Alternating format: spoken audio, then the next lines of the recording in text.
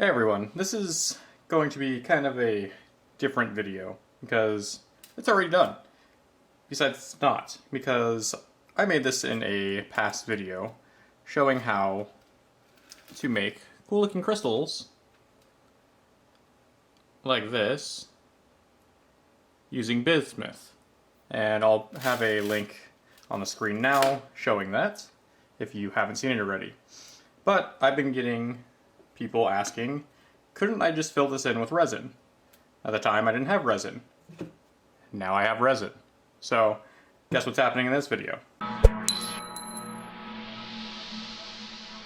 There's a couple problems with this particular one that I'm just gonna have to figure out because it's higher than the bezel right there.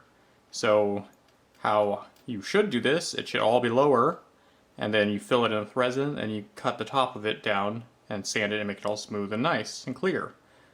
That's not going to work on this. So we'll see what happens. You're going to need resin like I showed already. This is what I'm using. It just came off of Amazon. It's some random Chinese brand, but it's a UV hard resin. And that means you're going to use a little UV light or a huge UV light to cure it, or the sun. Technically, the biggest UV light we have. Also, I'm going to use a little pipette so I can suck the resin up and put it in here. And this is a silicone mold that we're not going to be using as a mold. We're just going to have it sitting here so I can put this inside of it so it has somewhere to sit. And then I need gloves. Let's see if this works. So I'm just going to take some of the resin.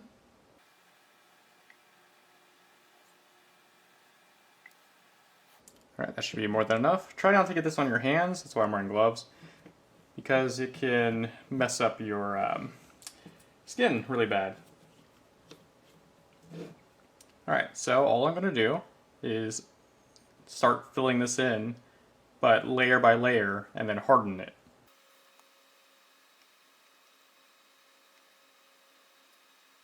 Alright, that should be enough for now. I'm going to use some toothpicks to get any air bubbles out of this and make sure it's just coating almost everything.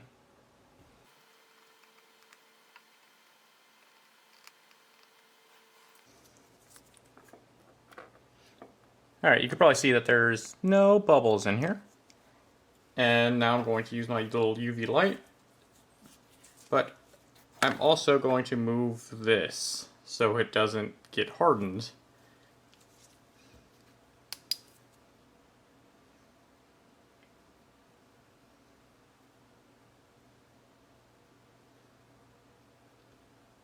And the reason why we're doing this in layers is because the UV resin probably won't cure if it's full across as soon as you do it, as well as if you do it in layers.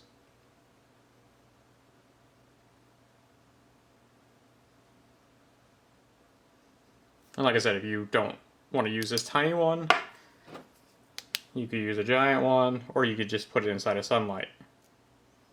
So it still looks wet, and you'll find that it's not, because this stuff cures crystal clear. So just start filling it in more.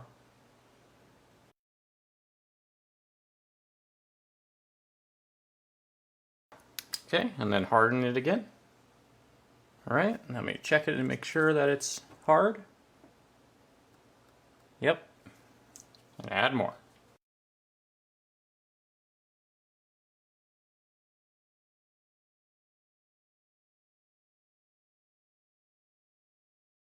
Alright, and that is now level with everything. But, as you can see,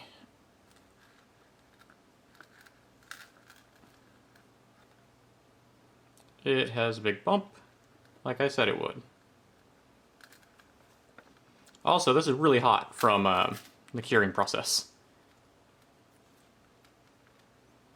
And it's still going to be a little bit gooey. You can probably see that, yeah. Because it needs more curing time to be 100% hard, but we're not done with this quite yet. how I'm going to build the rest of this up to cover everything is I'm going to take some tape and go around here and then use that as a barrier so we could build up from there and then take the tape off. And then once the tape is off, we can cut it down and make it look like it's just a stone that looks like this.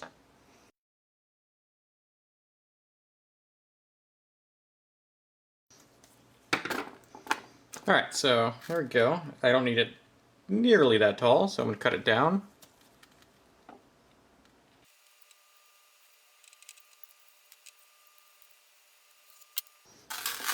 Okay, there we go. That should be good enough.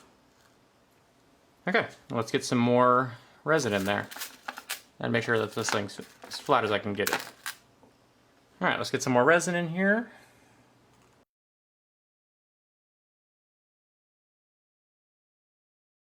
And then repeat our process in building this up.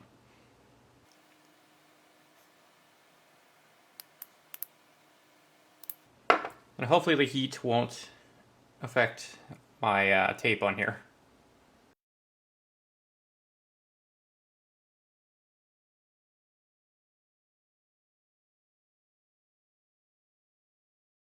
So this is as high as I want it to get. And it still needs more curing, and there's a couple little spots in here on the outside that I'm going to have to fill in once I take the tape off. But looks pretty good. A couple bubbles in there that kind of sucks, but whatever. And then I'm going to cut this down to make it kind of look like a cabochon that's sticking up from the bottom. So it just needs a lot more time curing first. So I'm going to let it sit like this with a light over it for about 20 minutes or so. Alright, here we go. So it's all nice and hard now. And because how I was shooting this, I couldn't really see too well. There's a bunch of bubbles inside of it. We're going to ignore those and pretend they're not there for now because I couldn't see them while filming. Anyways, we're going to cut everything off of this using just some of this.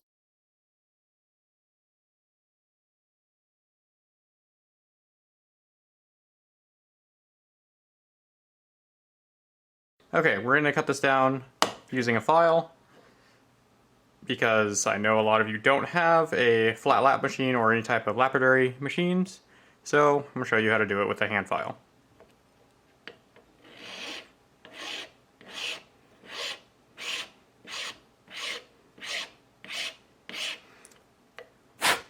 Also, all the way down the sides are covered in resin too, so I'm going to have to clean all that up.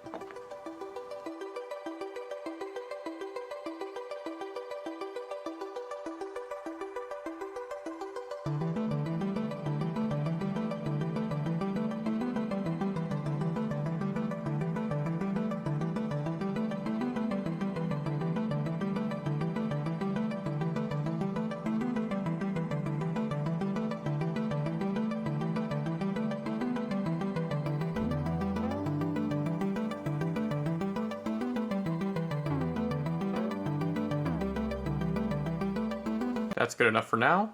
I need to fix that little hole in the side because that's a bubble. And other than that, it's pretty good. I'm going to take some sandpaper now and flatten this because it's still a little like a bowl shape. And let's go do that. Fill in that hole.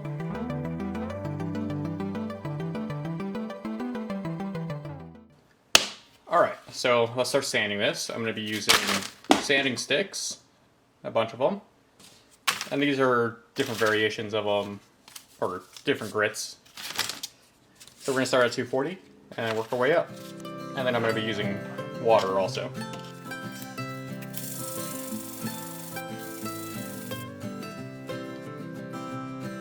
So you'll know when you get down enough because you see how there's a little clear spot here and then this is all fogged. You want everything to be fogged, and you can feel that this is a low spot.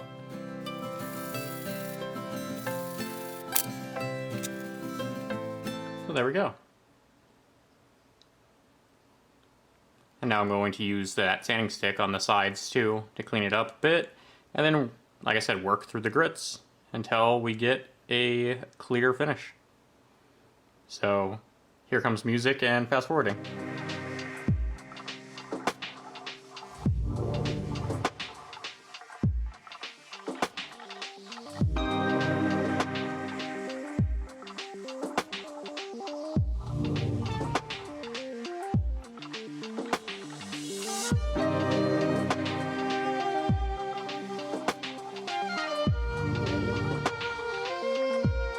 So here we go.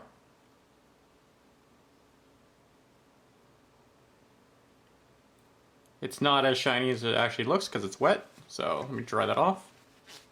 Alright, there we go. See how it's kind of fogged still?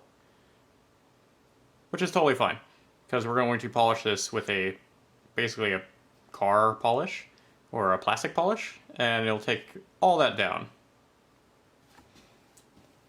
I'm going to be using this. Let me zoom out.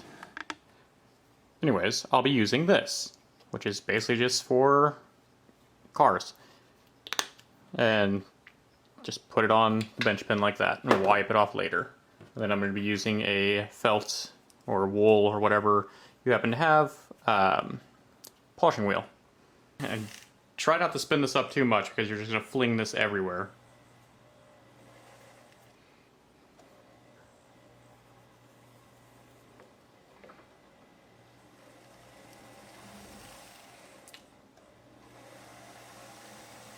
Well, I'm going to fling it everywhere regardless, it looks like.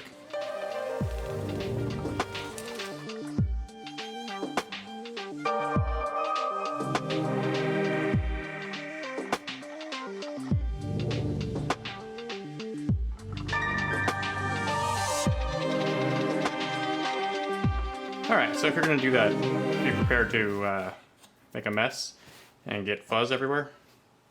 And stuff on your lens of your camera that you're recording with and all over your eyes. But yeah, wear safety goggles.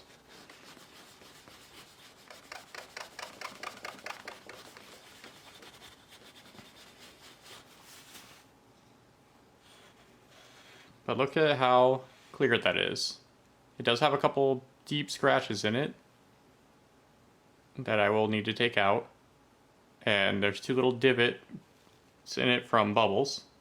But other than that, it's really clean looking. Is this the best that you can possibly do? No, not even close. This is a very poor example. But it gives you the idea of what you can do and the basics of how to do it. So you could technically make your own interesting looking stones.